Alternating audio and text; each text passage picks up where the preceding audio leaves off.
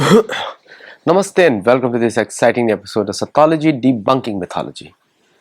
क्या भारत ने ग्लोबलिस्ट का प्लान फेल कर दिया है? इसके बारे में थोड़ा समझते हैं और इसको वापस हम लोग को इतिहास के दृष्टि से देखना पड़ेगा, क्योंकि ये जो मॉडर्न जियोपॉलिटिक्स है उसके सोर्सेज देखने पड़ेंगे, तभी आप उसको काउंटर कर सकते हैं, नहीं तो नहीं कर सकते। लेकिन भारत ने इसको कर दिया। किस तरह किया? योग की मदद से। जैसे जब प्रधानमंत्री मोदी ने अंतर्राष्ट्रीय योग दिवस यूनाइटेड नेशंस में डिक्लेयर किया 21 जून को, that was the end of the globalist agenda from Bharat perspective. Okay, अब मैं भी एक रिपोर्ट देख रहा था। अमेरिका में कैथोलिसिज्म के आर्क बिशप विगानो, उन्होंने बोला कि वो एक अपोस्टोलिक नुन्सियो थे पहले यूनाइटेड स्टेट्स में। उन्होंने बोला कि ग्लोबल एलिट्स वेस्टर्न गवर्नमेंट्स को इन्फिल्ट्रेट कर गए हैं टू अब इम्पोज एजेंडा 2030। अब एजेंडा 2030 क्या है? What is agenda 2030? Globalist agenda 2030 क्या है? ये एक, देखिए क्या है कि दुनिया में सुर और असुर दो कैटेगरीज है। सुर जो है जो वेदों के अनुसार चलते हैं, असुर जो है वेदों के विपरीत चलते हैं। ये दो ही कैटेगरीज हैं और कोई है नहीं। ये इसीलिए धर्म जो है सुर के साथ है, अधर्म जो है असुर के साथ है। वेदों के अनुसार धर्म होता है, वेदों के विपरीत अधर्म होता है। ये एकदम क्लैरिटी है, ब्लैक एंड व्हाइट है, इसमें ग्रे एरिया कहीं नहीं होता, बीच में कुछ नहीं है ना। या तो आप वेदों के साथ हैं, देवताओं के साथ है, भगवान के साथ है, या उनके विपरीत है, उसके अलावा कुछ है नहीं। ये हमारा पर्सपेक्टिव है। लेकिन विगानो जो कैथोलिसिज्म, आपको इतिहास मालूम ही है, कैथोलिसिज्म जो है ओरिजिनल रोमन था, उसके विपरीत बना प्रोटेस्टेंटिज्म, इसे नामी प्रोटेस्टेंट पड़ गया। उसके साथ रहे प्रेस्बिटेरियनिज्म, एपिस्कोपलिज्म, लुथेरनिज्म, मोर्मोनिज्म, ये सब चर्च ऑफ इंग्लैंड से कनेक्टेड है। ये दोनों गुट की लड़ाई चलती रहती है पश्चिम में। और ग्लोबलिस्ट कौन है? जो इन दोनों में ही बिलीव नहीं करते। और तीसरा इनके साथ है इस्लामिज्म, जिसको कैथोलिसिज्म बहुत यूज करता है हमेशा दुनिया भर में, क्योंकि वो लोग तो बस इमोशनल है, मारने पीटो, इसको हिंदुओं को मारो, इसको मारो, उसको मारो, और बाद में वो खुद ही कन्वर्ट हो जाते हैं, बाद में क्रिश्चियन बन जाते हैं। ठीक है, तो ये विगानो जो बोल रहे हैं कि subversive elite has infiltrated institution, western institution, western मतलब चर्च या कैथोलिसिज्म के इंस्टीट्यूशंस में, तो क्रिमिनल ग्लोबल प्लान। क्रिमिनल मतलब क्या है कि जो कि इन दोनों को ही बिलीव नहीं करता। आपको मालूम है साइंस जो है, वेस्टर्न साइंस इन्वेंट ही की गई थी इन लोगों को जीरो करने के लिए। तो वेस्टर्न साइंस के ही विरुद्ध बात कर रहा है वो। वेस्टर्न साइंस मतलब open mindedness, questioning both side. इनको क्वेश्चनिंग पसंद नहीं है। ये अगर क्वेश्चनिंग आप इनको करेंगे तो इनको पसंद नहीं है, ये उस पर रिवोल्ट करते हैं बार बार। तो ये पूरा जो प्रीमाइज है, globalism has invented, anti global elites, ये सारा जो इससे, तो भारत कोई एक फ्रंट युद्ध नहीं लड़ रहा है, भारत 4 फ्रंट युद्ध लड़ रहा है। ये सारा जो प्रोग्राम है दैट इज एंटी सुर, मतलब कि जो आपको पहले मैं बताया था, एंटी सुर। क्योंकि इनको यही डर है कि क्योंकि वेस्टर्न सिविलाइजेशन तो तीनों को छोड़ रही है, इस्लामिज्म को भी छोड़ रही है, कैथोलिज्म को भी छोड़ रही है, क्रिश्चियनिज्म को भी छोड़ रही है, प्रेस्बिटेरियन को भी छोड़ रही है, वो जा रही है स्पिरिचुअलिज्म की तरफ। मैं स्पिरिचुअलिज्म इसलिए बोल रहा हूं क्योंकि स्पिरिचुअलिज्म वो एक जो वेस्टर्न रिवोल्ट चल रहा है कि कोई चर्च में भी नहीं जाता, कोई मस्जिदों में भी नहीं जाता, कहीं भी नहीं जाता, वो चल रहा है वो टूवर्ड्स स्पिरिचुअलिज्म। अब डिफाइन नहीं कर सकते, बोलेंगे तो इनको बैकआउट हो जाएगा, बोलेंगे तो बॉयकॉट हो जाएगा, किसी को जाने नहीं दिया जाएगा। और जबकि इतने सारे जो चर्चिज्म और इस्लामिज्म या क्रिश्चियनिज्म जितने भी ये सब मेंबर्स है, सब योग की तरफ भाग रहे हैं, क्योंकि इनको डर है कि वो कहीं टेक ओवर ना, अब सारे इंस्टीट्यूशन टेक ओवर ना कर दे। सारे इंस्टीट्यूशन तो इनके द्वारा ही कंट्रोल्ड है। यूनाइटेड नेशंस वो तो यूरोपियन कॉलोनिज्म को बढ़ाता है, HRC रिफ्यूजीज वाला वो ग्लोबल डेमोग्राफी को चेंज करने के लिए बना हुआ है।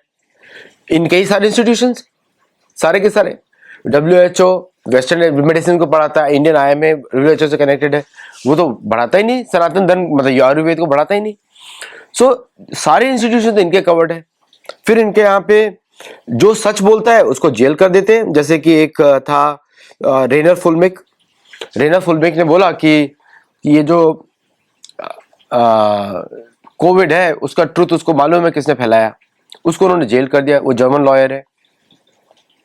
तो ये किससे लड़ रहे हैं और वो किसने कराया था वो सबको मालूम है, सबको मालूम है। और ये सब मिलके तीनों, इस्लामिज्म, जुडाइज्म, क्रिश्चियनिज्म, कैथोलिज्म, ये चारों मिलकर जुडाइज्म के विरुद्ध भी काम करते हैं। टोटल कंफ्यूजन, आपस में ही कंफ्यूजन, क्योंकि किसने किसके साथ साजिश करी, कब साजिश करी, क्यों करी, इनमें से किसी को नहीं पता, क्योंकि ये सारे साजिशों में फंसे हुए। जैसे हम बोलते हैं पाकिस्तान साजिश कंट्री है, बनाई साजिश से था और साजिशों में रहता है। इस तरह ये समाज भी पूरा साजिशों में रह रहा है। कॉन्स्पिरेसीज के बाद कॉन्स्पिरेसीज के ऊपर कॉन्स्पिरेसी के उस पर कॉन्स्पिरेसी, पूरा कंफ्यूजन। दुनिया में सबको मालूम है गेन फंक्शन रिसर्च किसने बनाया था, उसका क्यों टेस्टिंग हुआ था और कहां से रिलीज किया गया था, सबको मालूम है। चाइनीज ने भी थ्रेटन किया, तो किसके विरुद्ध काम कर रहे हैं?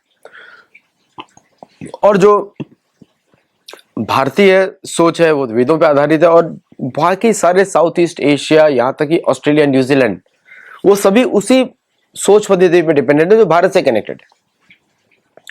1945 से पहले, 1943 से पहले उसको इंडो चाइना ही बोला जाता था, मतलब हिंदुस्तान वाला चाइना। इंडो चाइना, इंडोनेशिया, वो बन गया इंडोनेशिया। ऑस्ट्रेनेशिया भी बोलते हैं, ऑस्ट्रेनेशिया। ना ना ना ना, सब इंडो ही है, भारत ही है। साउथ चाइना सी करके कुछ है ही नहीं, मलय सागर है ना, मलेशिया, वो तो मलय सागर का एक प्रांत है, मलय सागर ही है वो भी मलय सागर है। सिंगापुर तो हिंदुओं का नाम था पहले, उसी से सिंगापुर नाम पड़ा, हिंदू राजाओं ने बसाया था सिंगापुर। ये सब इतिहास लोग भूल जाते हैं, ये सारा ही हिंदू सभ्यता है पूर्व में। तो ये जो एंटी ग्लोबल एजेंडा को जो कर रहे हैं, तो भारत जो है चार फ्रंट पे लड़ रहा है। एक तो है वेस्टर्न फ्रंट, फिर है पाकिस्तान और बांग्लादेश फ्रंट, फिर आपका है चाइना फ्रंट, फिर चौथा है आपका इंटरनल फ्रंट, जो ये सारे ग्लोबल इंस्टीट्यूशंस भारत के अंदर घुसे पड़े। तो जो इन लोगों के लिए दुश्मन है वो भारत के लिए एक फ्रेंड है, और जो भारत के लिए फ्रेंड है वो इन लोगों के लिए दुश्मन है, और भारत के जो दुश्मन है इनके फ्रेंड्स हैं। ये है exactly the geopolitics sum up with the fourth generation war. अब मैं बताता हूं आपको भारत इनको कैसे बीट कर रहा है। देखिए, ये लड़ाई विचारधारा की लड़ाई है, और विचारधारा में भारत का जो योग विचारधारा है, योग द्वारा विचारधारा है, वही भारत को आगे लेके जा रही है, क्योंकि उसी की तरफ पूरी दुनिया मुड़ रही है। और भारतीय सेनाओं को वही प्रोटेक्ट करना है, योग की विचारधारा, सनातन धर्म की विचारधारा और भारतीय सोच की विचारधारा, वो जो सनातन धर्म है उसकी विचारधारा को भारत को प्रमोट करना है, प्रोटेक्ट करना है। उसी के लिए भारतीय सेना लगी हुई है, और इनको डर है कि ये तो पावरफुल हो गए तो हमारा तो दुकान बंद हो जाएगी। दुकान तो बंद होने ही वाली है। झूठ पे कब तक चलेगा दुकान, कब तक दुकान झूठ पे चलेगी? आपने 6वीं शताब्दी से झूठ बोल रहे हैं, है ना, अब आगे 21वीं शताब्दी चल रही है, झूठ पे झूठ पे झूठ पे झूठ, और खुद ही अपने झूठ में फंसते जा रहे हैं, खुद ही अक्यूज कर रहे हैं, कॉन्स्पिरेसी है, खुद ही क्रिएट कर रहे हैं। ये विज्ञानों का यही एजेंडा है। अब इसका नाम आपने सुना नहीं होगा पहले। और ये किसको ब्लेम करें? Fauci, Gates, Schwab, Soros, Wonderland, Bourla, ये तो इन्हीं के क्रिएटेड है भाई, आपके ही तो क्रिएटेड है। चाहे प्रोटेस्टेंटिज्म ने क्रिएट किया हो, चाहे कैथोलिज्म ने क्रिएट किया हो, चाहे इस्लामिज्म ने क्रिएट किया, क्रिएट तो आपके ही है। आप किसके विरुद्ध काम कर रहे हैं? आप काम कर रहे हैं नेटिव, इंडिजिनस, हिंदू, बुद्धिज्म, इन सब लोगों के विरुद्ध काम कर रहे हैं जो हर जगह सनातन से कनेक्टेड है। तो ये जो इस तरह के जो स्टेटमेंट्स है, एंटी ग्लोबल इलीट्स है टेकिंग ओवर, ये झूठ है, ये मीडिया, ये नैरेटिव ये क्रिएट करते हैं to create confusion amongst the non Abrahamic people. कुछ ऐसा नहीं है। ग्लोबल इलीट्स का जो नैरेटिव भारतीय मीडिया में चलता है, टोटल फेक।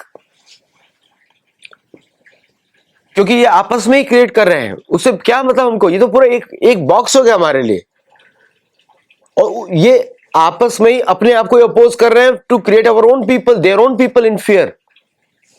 तो हम लोग इसको कैसे देखें? हम लोग धर्म की दृष्टि से देख रहे हैं। तो आप सबका जो आपस का जो कंफ्यूजन है, एंटी ग्लोबल, मैं भारतीय मीडिया में जो न्यूज हेडलाइंस देखता हूँ कि global elites are doing this, और ये डीप स्टेट और दैट डीप स्टेट और दिस डीप स्टेट, अदृश्य राज्य, ये वाला अदृश्य राज्य का टर्म मैंने बनाया था, ये राज्य वो राज्य। अरे भाई, ये तो आपके ही तो गेम्स हैं। हमारा भारत से क्या संबंध इनका? कोई संबंध नहीं। तो भारतीय मीडिया में जब ये नैरेटिव्स आते हैं तो आप समझ लीजिए कि ये इन्हीं के गेम्स हैं। इन्हीं के गेम्स को भारत में लाके इन्हीं के गेम्स से मीडिया को डिवाइड करके एक नैरेटिव बनाया जाता है। दुनिया में तो एक ही धर्म है, सनातन धर्म, और कुछ है ही नहीं धर्म, बाकी सब अधर्म। तो एज ए प्रैक्टिसिंग हिंदू और जो हम लोग जो पालन करते हैं साधक, हम लोग इस पूरे जो इनका जो सर्कस है, हम उसको थ्रेट क्यों ना माने, और हम उसको क्यों कैसे डिफीट कर रहे हैं? देखिए, इनका जो पूरा जो सिस्टम है इजम्स वाला, वो सिर्फ मिलिट्री स्ट्रेंथ पे बना हुआ है, और उसको भारत को टक्कर देने के लिए भारत को सब कुछ आत्मनिर्भर चाहिए, किसी पर डिपेंड नहीं कर सकता। यहाँ पे सब एक साथ है। आप ये सोचेंगे कि फ्रेंच इसके साथ लड़ रहा है, नहीं, वो सब दिखावे के लिए है। सब एक साथ है, कंफ्यूजन क्रिएट करते हैं अपनी पॉपुलेशन के लिए, जो कि योग की पथ पे जा रही है, उस पर ग्लोबल एलीट बोलकर। और अब बताइए कौन सा इंस्टीट्यूशन प्रोटेस्ट कर रहा है? कैथोलिसिज्म। वो तो स्वयं ही ग्लोबल एलीट है। प्रोटेस्टेंटिज्म, वो भी ग्लोबल एलीट है। तो कंफ्यूज किसको कर रहे हैं? अपनी पॉपुलेशन को बरगला रहे हैं कि तुम योग करोगे तो तुम सैटर्न वर्शिपर हो। तुम ये स्कूलों में सिखाते हैं ना, सैटर्न कौन होता है, सैटर्न ये होता है, सैटर्न वो होता है, बस शैतान, अरबी वर्ड शैतान उसी से आया, सैटर्न से आया। हमारे यहाँ तो ऐसा कुछ है नहीं। हमारे यहाँ तो परमानेंट इविल भी नहीं है। परमानेंट, वो तो आप कर्म बदलेंगे, आपका मनोभाव बदल जाएगा, एवरीथिंग इज चेंज। तो Bharat is fighting 4 front war. The 4th front is this confusion, असुरवाद। और ये जो ग्लोबल एलीट के नाम पे है ना, ये कंफ्यूजन, वो वही वाला हो गया। सेटलर्स अपोज कर रहे हैं चर्च ऑफ इंग्लैंड को। करे कैसे अरेंज करो भाई, तुम तो वहीं से आए हो। किसकी इंडिपेंडेंस ले ली? कहाँ इंडिपेंडेंस हुई? नेटिव अमेरिकन अभी भी जेल में है, रिजर्वेशंस में है। तो ये जो पूरा जो कंफ्यूजिंग मीडिया नैरेटिव है, उसको आप समझिए कि ये 4th फ्रंट वॉर है सनातनियों के विरुद्ध, और जिसको भारत सैन्य शक्ति से और टेक्नोलॉजी, यहाँ कलयुग में टेक्नोलॉजी, असुरवाद, उसको हम उग्र कर्म ही बोलते हैं, लेकिन उसका रेलेवेंस बहुत ज्यादा है इस समय। पहले भी था, अब भी है। महाभारत युद्ध में भी टेक्नोलॉजी का बहुत यूज हुआ। मैंने अपनी बुक इंटरस्टेलर वॉर में बताया है कितना डिटेल में टेक्नोलॉजी का इंटरव्यू यूज हुआ वहां पे। और वही भारत को भी आगे बढ़ना ही पड़ेगा। जो धार्मिक लोग बोलते हैं वो टेक्नोलॉजी से संबंध नहीं है, मैं बोलता हूं बिल्कुल संबंध है। क्योंकि अगर असुर टेक्नोलॉजी यूज कर रहे हैं, हमको भी सेम टेक्नोलॉजीज और डिफरेंट टेक्नोलॉजीज अपने माइंडसेट से बनानी ही पड़ेगी युद्ध करने के लिए। और साथ में, क्योंकि ये सैन्य वार है, ये सारे इज्म सैन्य वार है। ये ग्लोबल एलिटिज्म प्लस अब्राहमिज्म प्लस ये सारा एलिट वॉर है। यही अपने लोगों को मारने के लिए, किसी और को मारने के लिए बनाते, खुद मर जाते हैं। जिसके लिए दूसरे गड्ढा खोदोगे, खुद कर फंस जाओगे उसके अंदर। और इसका युद्ध चल रहा है एक सनातन वैदिक सिविलाइजेशन के साथ, जो प्रोपेगेंडा वॉर में तो हमको मीडिया भी पकड़नी पड़ेगी।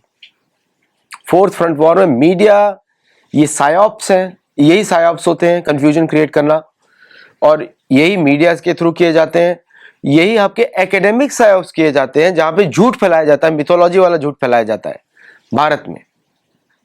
और उसका, और भारतीय यूनिवर्सिटीज को हर जगह जाना पड़ेगा। मैंने जैसे अपनी बुक्स ऑफर करी थी कि जो भी मुझे, मैं भारत से पीएचडी करना चाहता हूं ऑनररी, मेरी बुक्स के आधार पे, और standard education from Indian education curriculum must be taught in foreign universities, so that वहां के लोग बचें। वहां के लोग बचे, क्योंकि वहां पे सोचने की क्षमता ही नहीं है, वो एक तरीके से ही सोच रहे हैं।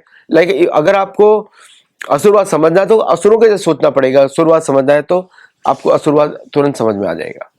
तो way of thinking, the thinking process itself needs to be भारतीय, और वो जरूरत है इस समय। फोर्थ फ्रंट वॉर को जीतने के लिए ग्लोबल है, मतलब विश्व वैश्विक है ये कंफ्यूजन पूरा, ताकि लोग जो है गलत डिसीजंस लें, और गलत डिसीजंस लेने पे डिस्ट्रक्शन शुरू हो जाए।